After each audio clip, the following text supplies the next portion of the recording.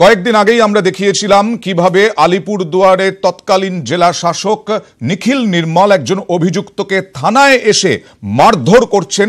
সেই মারধরের অভিযোগে জেলা শাসক পদ থেকেই তাকে সরিয়ে দিয়েছে রাজ্য সরকার। সেই পদে এবার শুভাঞ্জন দাস, আলিপুরদুয়ারের জেলা শাসক পদে শুভাঞ্জন দাস, স্বাস্থ্য দপ্তরে ছিলেন শুভাঞ্জন দাস। আমরা বিস্তারিত জানবো আমাদের প্রতিনিধি অর্ণব হাজরার সঙ্গে কথা বলে। অর্ণব, কি খবর রয়েছে?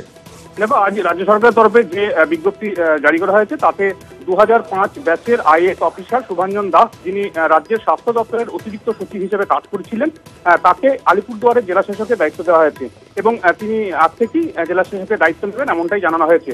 অন্যদিকে নিখিল নির্মল, যে জেলা শাসকের বিরুদ্ধে এমন একটি অভিযোগ ছিল যার বিরুদ্ধে বিভাগীয় পদক্ষেপের ব্যবস্থা নেওয়া হয়েছে, পোস্টিং স্টার্ট হয়েছে, সেই নিখিল নির্মলকে আপাতত রাজ্যের যে আদিবাসী উন্নয়ন দপ্তর বা আদিবাসী উন্নয়ন দপ্তরের যে নিগম রয়েছে, নিগমের ম্যানেজিং ডিরেক্টর পদে পাঠানো হয়েছে। তুলনায় অনেক নিম্ন পদ বলা যায় এই পদ থেকে, যদিও তার বিরুদ্ধে যে কম ওজনের পদ আর কি, একেবারে তাই। অর্থাৎ তার বিরুদ্ধে যে পদক্ষেপ রাজ্য সরকার ইতিমধ্যে করছে বা যে ব্যবস্থা বা গুলি নিচ্ছে সেগুলি চলবে। তবে নতুন জেলা শাসক আলিপুরদুয়ারের হলেন শুভাঞ্জন দাস, 2005 সালের আইএএস অফিসার তিনি। ধন্যবাদ অর্ণব। আমরা কথা বলছিলাম আমাদের প্রতিনিধি অর্ণব হাজরার সঙ্গে। নতুন জেলা শাসক শুভাঞ্জন দাস এবং স্বাস্থ্য দপ্তরে ছিলেন শুভাঞ্জন দাস, তিনি আলিপুরদুয়ারের জেলা শাসক হলেন। কিছুটা কম ওজনের পদ পেলেন এই নিখিল নির্মল, তার বিরুদ্ধে যে তদন্ত সেই তদন্ত চলবে। এদিকে এই বিনোদ সরকারের বিরুদ্ধে, যাকে মারধরের অভিযোগ উঠেছিল জেলা শাসক নিখিল নির্মলের বিরুদ্ধে, সেই বিনোদ সরকারের বিরুদ্ধে মামলা করলেন আইএএস নিখিল নির্মলের স্ত্রী নন্দিনী কৃষ্ণন। হেনস্থা, মারধরের অভিযোগ, ফালাকাটা থানায় অভিযোগ দায়ের নন্দিনীর। আমরা কথা বলবো আমাদের প্রতিনিধি রনি চৌধুরীর সঙ্গে। রনি, কি অভিযোগ আনা হয়েছে এবং কিসের প্রেক্ষিতে? দেখো, সবথেকে বড় বিষয় যে অভিযোগটি আনা হয়েছে নিখিল নির্মলের স্ত্রী নন্দিনী কৃষ্ণনের তরফ থেকে, সেটি হচ্ছে যে গত 3 তারিখ আলিপুরদুয়ারে ডুয়ার্স উৎসব হচ্ছিল। সেই ডুয়ার্স উৎসব থেকে রাত আনুমানিক 12টা নাগাদ যখন সে বাড়ি ফিরছিলেন, সেই সময় কিন্তু তাকে রাস্তায় আটক করে এবং তার সঙ্গে তার একজন বান্ধবী ছিলেন এবং সেই বান্ধবীর সামনে দুজনকে আটক করে তাদেরকে হেনস্থা করা হয়, তাদেরকে মারধর করা হয়, তাদের হ্যাকেল করা হয় বলে অভিযোগ আনা হয়েছে। এবং সেই অভিযোগের ভিত্তিতেই কিন্তু গত 8 তারিখে ফালাকাটা থানায় একটি অভিযোগ দায়ের করেন নন্দিনী কৃষ্ণন এবং যাতে বলা হয়েছে যে তাকে বিভিন্নভাবে হ্যারাসমেন্ট করা হয়েছে, তাকে ফিজিক্যাল অ্যাসল্ট করা হয়েছে, এই সমস্ত শব্দগুলো ব্যবহার করা হয়েছে। এবং তারপরে কিন্তু ফালাকাটা থানার পুলিশ 4টি ধারাতে মামলা রুজু করেছে, 341, 354A, 323 এবং 509। এই 4টে ধারাতে মামলা রুজু করেছে। তবে সবথেকে বড় প্রশ্ন উঠছে যে যেখানে গত 5 তারিখে নিখিল নির্মলের স্ত্রী নন্দিনী কৃষ্ণনের সাথে সকালবেলা 6 তারিখ সকালবেলা পর্যন্ত দীর্ঘক্ষণ তাদের মধ্যে কথোপকথন হয় হোয়াটসঅ্যাপ মেসেঞ্জারে, গ্রুপ মেসেঞ্জারে একে অপরের উপরে অশালীন মন্তব্য প্রয়োগ করেন এবং সেই জায়গাতে কিভাবে তাহলে 8 তারিখে এই অভিযোগ দায়ের হলো? তাহলে কি নিখিল নির্মল যখন দেখলেন যে বিপাকে পড়ছে, তারপরে কি তার স্ত্রী নতুন করে এই মামলা রুজু করেন? বিষয়টি ছিল মেসেজের মধ্যে, কিন্তু মারধর বা আটকে রাখা এই বিষয়টি তো আগে উঠে আসেনি। একদমই তাই। সেই জায়গাটাতেই কিন্তু সবচেয়ে বড় প্রশ্ন যে কেন এই যদি 3 তারিখে তাকে হ্যাকেল করে থাকে বা নিখিল নির্মলের স্ত্রী তার বান্ধবীর সঙ্গে অশালীন আচরণ করে থাকে রাস্তায়, তাহলে কেন অভিযোগটি দায়ের হয়নি সে সময়? তো এফআইআর কিন্তু এটা উল্লেখ করা হয়েছে যে তিনি কিন্তু বেড রেস্টে ছিলেন চিকিৎসকের পরামর্শে। তবে চিকিৎসকের পরামর্শে যদি তিনি বেড রেস্টে থাকেন, তাহলে কেন জেলা শাসক সেই বিষয়ে কোনো অভিযোগ দায়ের করেনি বা কোনো পদক্ষেপ গ্রহণ করেনি? ধন্যবাদ রনি। উঠছে প্রশ্ন এবং জামিন অযোগ্য ধারায় মামলা করা হয়েছে এই বিনোদ সরকারের বিরুদ্ধে।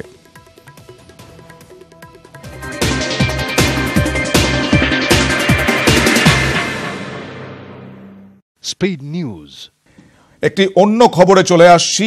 ইঁদুরের মিষ্টি খাওয়ার ভিডিও ভাইরাল। দমদম স্টেশনের কাছে মিষ্টির দোকান, শোকেজে রাখা মিষ্টি খাচ্ছিল ইঁদুর। ছবি মোবাইল বন্দি করেন এক ক্রেতা। দেখুন সেই ছবি। সোশ্যাল মিডিয়ায় দোকানের নাম দিয়ে ছবি পোস্ট এবং ইঁদুরে যে মিষ্টি খায় বা খাচ্ছে সে কথা স্বীকার করেছেন মিষ্টির দোকানের মালিক। এই মিষ্টি ক্রেতাদের কাছে পৌঁছে যায় কিভাবে? খোলামেলা ভাবে রেখে দেওয়া হয় মিষ্টি। ইঁদুরের মিষ্টি খাওয়ার ছবি ভাইরাল। আপনারা দেখছেন সেই ছবি। এই মিষ্টি হয়তো চলে যেত কোনো ক্রেতার হাতে। দমদম স্টেশনের কাছে ঘটনা। দমদম স্টেশনের কাছে এই রকম বহু দোকান রয়েছে যেগুলি খোলা পড়ে থাকে খাবার দাবার। সেই খোলা খাবারে এবারে ইঁদুর খাচ্ছে এরকম ছবি উঠে এলো, সোশ্যাল মিডিয়ায় ভাইরাল হলো। একজন ক্রেতা মোবাইলে ছবি তুলে রাখলেন এবং সেই ছবি এই মুহূর্তে ভাইরাল। আমরা কথা বলবো আমাদের প্রতিনিধি অনুপ চক্রবর্তীর সঙ্গে। অনুপ, দমদম স্টেশনের কাছে কালিকা মিষ্টান্ন ভান্ডার গত 1 তারিখে একটি ছবি কিন্তু যখন ক্রেতা মিষ্টি নিতে আসে সেই সময় কিন্তু ছবি ভাইরাল হয়। কলকাতা পুরসভার 2 নম্বর ওয়ার্ড এটা এমনটাই যে মিষ্টি বিক্রেতা তিনি জানাচ্ছেন। এবং সেদিনকে কিন্তু তিনি যখন মিষ্টি নেন তিনি ছবি তুলে রাখেন, যে দেখা যায় যে শোকেসের মধ্যে যেখানে মিষ্টি রাখা আছে ঠিক সেই জায়গাটায় ইঁদুর কিন্তু সেখানে বসে সেই মিষ্টি খাচ্ছে এবং সেই মিষ্টি কিন্তু যারা ক্রেতা কিনতে আসে তাদেরকে বিক্রি করা হচ্ছে। এবং এই ছবি ভাইরাল হতেই কিন্তু ইতিমধ্যেই কলকাতা পুরসভার পক্ষ থেকে কিন্তু এই দোকানের সঙ্গে যোগাযোগ করা হয়েছিল এবং সব মিলিয়ে বলা যায় যে এই যিনি দোকানদার যে শঙ্কর ঘোষ তিনি কিন্তু সমস্ত যে ঘটনা এটা সত্য ঘটনা বলে তিনি কিন্তু স্বীকার করেছেন। যদিও তিনি স্বীকার করছেন এইভাবে কিন্তু অপরিচ্ছন্নভাবে কিন্তু রাখা উচিত নয়, তিনি ভুল হয়ে গেছে, তিনি সেগুলো স্বীকার করে সব মিলিয়ে বলা যায় দমদম চত্বর শুধু নয়, শহরের বিভিন্ন জায়গায় এই রকম মানে কিছুটা ছোটখাটো যে দোকানগুলো, মিষ্টির দোকানগুলো, সেগুলোতে প্রায়শই দেখা যায় যে এই রকম ধরনের খোলা এবং আনহাইজেনিক ভাবে রেখে দেওয়া থাকে মিষ্টি। সেই মিষ্টি তো ক্রেতার কাছে পৌঁছয়। দমদমের ক্ষেত্রেও বলা যায় এই রকম ঘটনা ঘটে থাকে। পুরসভা কি বলছে? পুরসভার কর্তাদের সঙ্গে আমরা কিন্তু কথা বলেছিলাম, তারা এই ঘটনা যখন আজকে এই ঘটনা প্রকাশ এবং ভাইরাল যখন হয়েছিল তখন থেকে পৌরসভার যে আধিকারিক তাদের নজরে কিন্তু ব্যাপারটা এসেছিল। তারা কিন্তু এই ব্যাপারে অভিযান চালাবে পরবর্তী সময়, যে কোনো দোকানের মধ্যে শোকেসের মধ্যে মিষ্টি কিন্তু রাখতে গেলে তাকে খুলে রাখা যাবে না, অর্থাৎ পুরো পরিষ্কার পরিচ্ছন্ন যেমন রাখতে হবে তার পাশাপাশি মিষ্টির যে শোকেসের কাঁচ সেই কাঁচ কি সবসময় আটকে রাখতে হবে, এরকম না থাকলে কিন্তু ব্যবস্থা নেবে পৌরসভা, এমনও পৌরসভা জানাচ্ছে। সব মিলিয়ে বলা যায় এই ঘটনা প্রকাশ ভাইরাল হওয়ার পরেই কিন্তু পৌরসভার তরফ থেকেও খোঁজ নেওয়া হচ্ছে যে সমস্ত মিষ্টির দোকানগুলো এরকম খোলা অপরিচ্ছন্ন অবস্থায় তাদের সেখানে অভিযান করবে পৌরসভার পক্ষ থেকে। এই মিষ্টির দোকানের বিরুদ্ধে কি কোনো ব্যবস্থা নেওয়া হচ্ছে এখনই? এখনো পর্যন্ত সেইভাবে কোনো ব্যবস্থা নেয়নি, কিন্তু পৌরসভার নজরে ব্যাপারটা আছে, যেহেতু ছবি ভাইরাল হয়েছিল পৌরসভার কর্তারা ব্যাপার সব ঘটনাটা পুরো জানেন, সেই কারণে এখনো পর্যন্ত পুরোপুরি ভাবে কোনো ব্যবস্থা নেওয়া হয়নি, তবে খতিয়ে দেখার কিন্তু আশ্বাস দিয়েছেন। আমরা কথা বলছিলাম আমাদের প্রতিনিধি অনুপ চক্রবর্তীর সঙ্গে। মিষ্টির দোকানের মালিক যদিও স্বীকার করেছেন ঘটনাটি, দেখে নেওয়া যাক। না সেটা সেই দিনই আমি যখনই হয়েছে সেই ট্রেটা শুদ্ধ আমি সব ফেলে দিয়েছি এবং ভদ্রলোককে ভদ্রমহিলাকে আমি বললাম যেটা ওটা কীরকম ওই সাইডের পাল্লাটা খুলে রেখেছিল ঢুকেই গেছে, আমি বার করে দিচ্ছি, ওনাকে বলেছি বলে ওনার দেখলো বার করে দিয়েছি। ওনার স্বামী সামনে দাঁড়িয়েছিল, ওনার স্বামী কি এরকম ছবিটা তুলে নিয়ে গেছে। আমি অত যেহেতু ওনার সঙ্গে কথা হয়ে গেল যে বার করে দিয়েছি যে ঠিক আছে ওটা হয়ে গেছে, যেটা হয়েছে আমি টেটা ফেলে দিলাম, তার সত্ত্বেও কেন উনি করলেন আমি কিছু মানে এটাই বুঝতে পারি। সেক্ষেত্রে এই যে এরকম একটা খাদ্যদ্রব্য যেখানে হ্যাঁ ওটা তো খুব খারাপ জিনিস। আমি দেখুন না আমার আলমারিতে দেখুন, আপনারা ছবি তুলে দেখুন আলমারিতে কী করে ঢুকবে, সব কিছু তো গাড়ির জন্য আমরা তো চেষ্টা করে রেখেছি। যদিও ওই মিষ্টির দোকানের মালিক বলছেন ওনার ক্রেতাদের সামনেই ওই ট্রে থেকে সমস্ত মিষ্টি ফেলে দিয়েছিলেন এবং তা দেখেছিলেন ক্রেতা, কিন্তু অন্য মিষ্টিগুলোতেও যে ইঁদুর মুখ দেয়নি তা কিভাবে তিনি বলতে পারছেন সেটাও একটা প্রশ্ন। কারণ ইঁদুর একবার যদি এই মিষ্টি খেয়ে থাকে নিশ্চয়ই ওই দোকান অপরিচ্ছন্ন এবং সেই কারণেই ইঁদুর আরশোলা সমস্ত কিছুর উপস্থিতি খুব স্বাভাবিক। ইঁদুরের মিষ্টি খাওয়ার ছবি এই ক্রেতা তুলে ধরেছিলেন এবং তার প্রশ্ন মিষ্টির দোকানের মালিক কেন যে তিনি আবার তুললেন, কারণ ওই ট্রে থেকে সমস্ত মিষ্টি ফেলে দেওয়া হয়েছিল, কিন্তু অন্য মিষ্টিগুলোও যে ঠিকঠাক ছিল তার গ্যারান্টি কে দেবে? ইঁদুরের মিষ্টি খাওয়ার ছবি আপনারা দেখতে পাচ্ছেন এই মুহূর্তে নিউজ 18 বাংলায়। দমদম স্টেশনের কাছে একটি মিষ্টির দোকানের ঘটনা।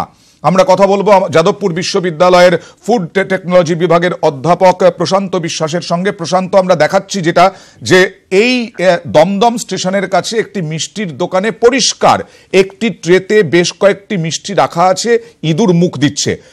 এই আমরা বিভিন্ন জায়গায় দেখেছি, শহরের বিভিন্ন জায়গায় খোলামেলা জায়গাতেই মিষ্টি পড়ে থাকে, ইঁদুর খাচ্ছে যে মিষ্টি, সেই মিষ্টি যখন ক্রেতার কাছে যাচ্ছে তখন যেটা কতটা ক্ষতিকর?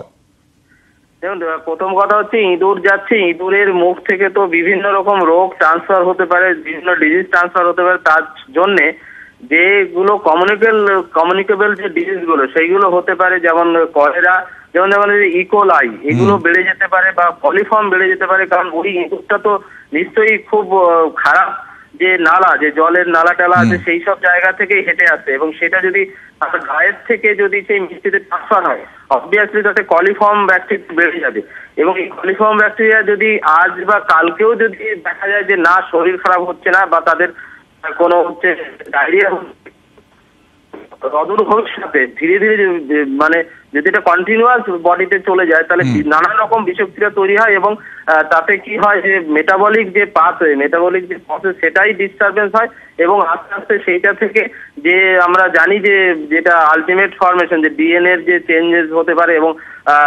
কার্সিনোজেনিক বিভিন্ন কম্পোনেন্ট তৈরি হতে পারে, যেটা আজকাল হচ্ছে আর কি, যে আমরা বুঝতেই পারছি না যে ডাইরেক্টলি এটা কার্সিনোজেনিক বা ক্যান্সার কারক কোনো জিনিস না, অথচ ক্যান্সার হচ্ছে কেন। এগুলোর দীর্ঘদিন যাবত যদি আমাদের মেটাবলিক সিস্টেমটাই ডিস্টারবেন্স হতে থাকে বিভিন্ন রকম কন্টামিনেশনের জন্য, সেই কন্টামিনেশনটা হতে পারে যে সঙ্গে সঙ্গে কোনো দেখা গেল না কিন্তু ভবিষ্যতে দেখা গেল, তাতেও বিভিন্ন রকম প্রবলেম হতে পারে। এছাড়া যে বিভিন্ন টক্সিন গুলো এর মধ্যে থাকতে পারে, বিশেষ করে বাচ্চারা যদি এই মিষ্টি খায় তাদের জন্য তো আরো ভয়াবহ কন্ডিশন, কারণ তাদের যে ব্রেনের এফেক্ট হতে পারে, এবং আপনারা জানেন যে কিছুদিন আগে যে লেডের একটা ব্যাপার হচ্ছে, লেড পয়জনিং, তো ওই যে খারাপ জলের মধ্যে দিয়ে ইঁদুর আসছে, বিভিন্ন রকম হেভি মেটাল কন্টামিনেশন হতে পারে, এবং হেভি মেটাল কন্টামিনেশন হলে যে বাচ্চাদের যে স্মৃতিশক্তি সেটাই কমে যেতে পারে, বাচ্চাদের কেন বলবো বড়দেরও মেমোরি যে এখন দেখা যায় যে ক্ষতি হতে পারে। অনেক ধন্যবাদ আপনাকে, অনেক ধন্যবাদ আমাদের সঙ্গে কথা বলার জন্য।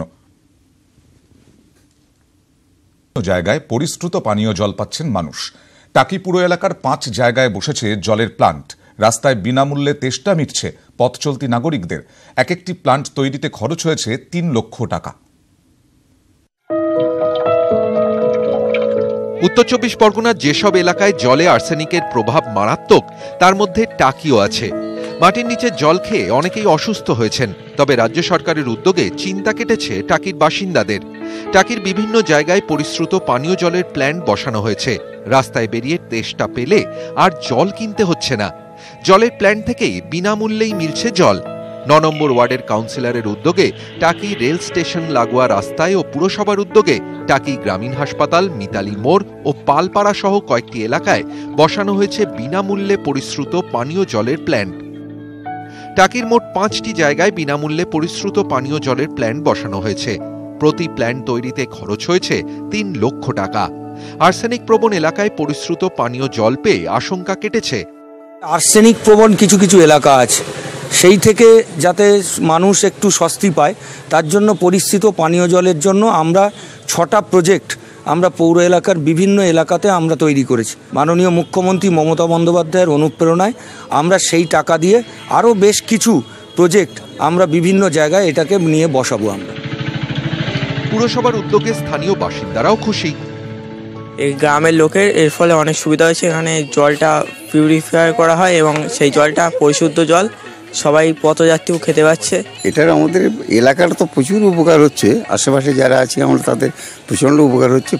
তারা জল খাচ্ছে, সবসময় তারা জল নিচ্ছে। এছাড়াও স্টেশনে যাতায়াতের পথে যারা সব যাত্রী আছে সেই যাত্রীরা প্রচুর উপকার, তারা জল নিয়েও যাচ্ছে, খেয়েও যাচ্ছে। জলের কষ্ট খুব টাকিতে, মানে ভীষণ পরিমাণে আয়রন, তো এই জন্য এই জলটা সবাই ইউজ করে। কলেজের ছেলে মেয়ে, স্কুলের ছেলে মেয়ে, পথযাত্রী, ট্রেনে এখানে প্রচুর দিয়ে লোক যাতায়াত করে, তো সবারই সুবিধা হচ্ছে। শুধু যে তেষ্টা মিটছে তা নয়, জল খাওয়ার সঙ্গেই মনোরঞ্জনের ব্যবস্থাও করা হয়েছে। টাকি রেল স্টেশন লাগোয়া রাস্তায় জলের প্ল্যান্টেই বাজছে গান। আগামী দিনে হাসনাবাদ লাগোয়া অঞ্চলে এরকম আরও কয়েকটি প্ল্যান্ট বসানোর পরিকল্পনা করেছে পুরসভা। টাকি থেকে অনুপম সাহা, নিউজ 18 বাংলা।